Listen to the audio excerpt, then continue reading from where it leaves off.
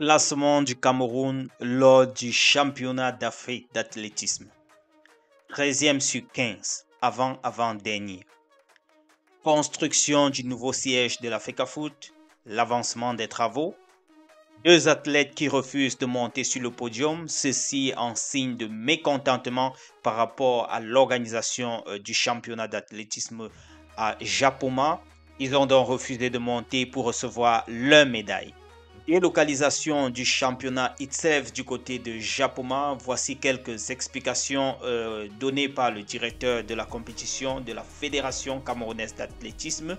Il a donc donné quelques pistes d'explication concernant la délocalisation du stade Omnisport de Bependa vers le stade de Japoma. Communiqué de l'ONIS concernant la nomination, bref, l'installation des nouveaux membres qui ont été nommés. Cela a été reporté à une date ultérieure, signé Joseph-Antoine Bell. Voilà les quelques topics qu'on va essayer de parcourir durant cette petite vidéo. Question de balayer un peu les actualités du sport au niveau du Cameroun. Les gars, c'est vraiment grave. J'organise ma chose et je sors avant-avant-dernier. C'est-à-dire, j'occupe 2 places avant la fin. Du moins, ça, c'est ce qui apparaît sur ce classement. Classement des pays qui ont pris part au championnat d'athlétisme qui se déroulait du côté de Japoma. Ça a débuté, si je me trompe, depuis le 21 et ça devait aller jusqu'au 26, c'est-à-dire jeudi prochain. Et voilà déjà le classement qu'occupe, du moins la position qu'occupe le Cameroun actuellement. 13e sur 15 avec une seule médaille en or. Et voilà, le total dans une seule médaille. Et le premier, c'est le Nigeria avec 10 médailles. 3 en or, 3 en argent, 4 en bronze, autant pour moi. Suivi de l'Algérie, 3 en or, 1 en argent, 1 en bronze, ce qui fait un total de 5. Et en troisième position, nous avons donc le Kenya, 2, 2, 3, c'est-à-dire 7 médailles. Alors, les amis, vous voyez, ça a commencé déjà très mal avec beaucoup de plaintes au niveau de l'organisation, au niveau de l'accueil. Il y a beaucoup de plaintes des athlètes. Vous allez voir d'ailleurs, comme je l'ai dit en introduction, d'autres athlètes qui manifestent leur mécontentement en refusant de monter sur le podium après avoir comparu, du moins après avoir participé à la compétition. Et ils ont trouvé pas nécessaire de monter sur le podium pour recevoir les médailles. Ça, c'est leur signe de mécontentement, de manifestation de leur mécontentement. Alors, vous voyez en image les deux journalistes de CFoot qui étaient donc fait un tour du côté du nouveau siège de la FECAFOOT. Et je crois que c'est déjà pas la première, hein, la première fois que je les vois de ce côté-là.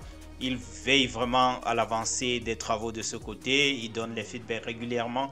J'espère que c'est vraiment un instinct patriotique qui les anime à regarder cela. Du moins, ça nous permet quand même de comprendre que les travaux sont toujours en avancée là-bas.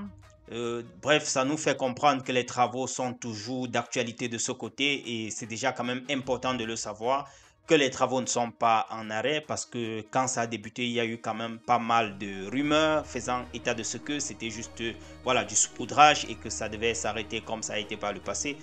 Si cela est toujours ongoing, c'est quand même une bonne information, bien de savoir cela. Comme je le disais donc, voilà, il y a eu deux athlètes selon certaines pages sportives qui signalent cela, qui se sont manifestés en disant qu'ils ne vont pas monter sur le podium pour récupérer leur médaille. Vous voyez le Nigérian qui est actuellement seul sur le podium. Nigérian, je sais pas, le nom est très difficile à prononcer. Chukwuebuka. Bref, c'est le médaillé en or. Il est donc seul sur le podium et les deux autres ont donc refusé de monter pour l'accompagner. Selon cette publication, il s'agit donc de l'Égyptien Mustafa Hassan et Mohamed Khalifa qui ont respectivement remporté les médailles d'argent et de bronze, qui ont refusé donc de se présenter au podium pour recevoir leur médaille. Ils ne sont pas contents, selon cette publication, de l'organisation du championnat. Alors, comme je le disais, il y avait également des explications qui ont été données par le directeur de la compétition et qui a donc donné une interview expliquant comment ça s'est passé pour que le championnat se déroule à Japoma et non au stade omnisport de Bepanda comme initialement choisi et prévu.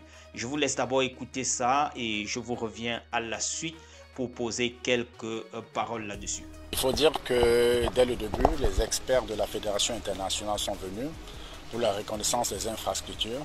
Ils ont fait le tour des 3 stades que la Fédération a proposés lors du dernier congrès de l'IAF, à savoir le stade omnisport de Bepanda, le stade de Japoma et le stade Olembe. C'était les 3 propositions que la Fédération a fait allusion lors du congrès de l'IAF. Alors les experts de la Fédération internationale sont venus sur le terrain 3 mois avant le début de l'événement pour faire le tour des 3 différents sites. Alors Bepanda a été choisi pour la simple raison qu'il était proche du grand public et que l'IF voudrait avoir le maximum de personnes dans le stade, voir faire le plein du stade, et Bepanda était le seul endroit entre Olembe et Douala pour pouvoir ramener le maximum de public. Deuxième argument, les hôpitaux. Tout autour de Bepanda, on a des grands hôpitaux, et Japoma étant éloigné. Alors, pourquoi nous sommes venus à Japoma? Japoma, pourquoi? Parce que Bepanda, l'essentiel de l'organisation de cette compétition, c'est la piste d'athlétisme. L'ancienne piste a été décapée pour pouvoir poser une nouvelle piste. Dommage, cette piste a connu des problèmes logistiques, à savoir les avions cargo. La piste ne pourra qu'arriver le 23, à savoir 2 jours après la compétition. Raison pour laquelle on a utilisé le plan B, qui est le plan Japoma, pour pouvoir tenir cette compétition. Alors les amis, je pense que vous avez vous-même suivi le matériel qui devait être utilisé pour faire la piste d'athlétisme est encore on the way, c'est encore en route, puisque ça devait venir par cargo, c'est-à-dire par avion.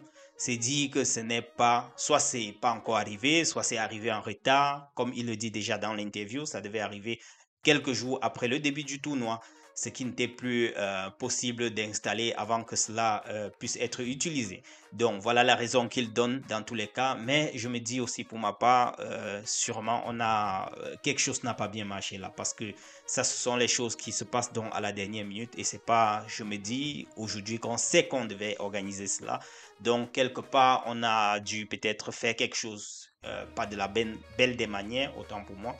Et selon certaines indiscrétions, d'autres personnes nous font une corrélation avec ce communiqué de l'ONIS qui a demandé un report de l'installation des membres qui ont été nommés, faisant état de ce que le ministre aurait désavoué Joseph-Antoine Bell, qui aurait été le responsable de l'apprêtement ou bien de l'organisation des structures, n'est-ce pas, étant le responsable de l'ONIS, qui devait tout coordonner au niveau des structures pour que ce soit prêt le jeudi. Apparemment, hein, ça reste encore des rumeurs. Je n'ai aucune note officielle concernant cela. Donc, si on se base sur ce communiqué de Joseph-Antoine Bell et ces différentes rumeurs qui circulent pour dire que voilà, c'est le ministre qui aurait donc réagi et qui a permis donc à Bell Joseph-Antoine de reporter cet événement-là, en signe de mécontentement par rapport à l'organisation. Mais bon, ça reste encore, comme je le dis, des rumeurs. J'ai voulu juste partager un peu ce communiqué avec vous. Ça a été donc repoussé, la cérémonie d'installation des nouveaux membres de l'ONIS. Les amis, c'était tout ce que je voulais partager avec vous comme actualité. Retrouvons-nous dans la prochaine publication. D'ici là, portez-vous bien. Ciao.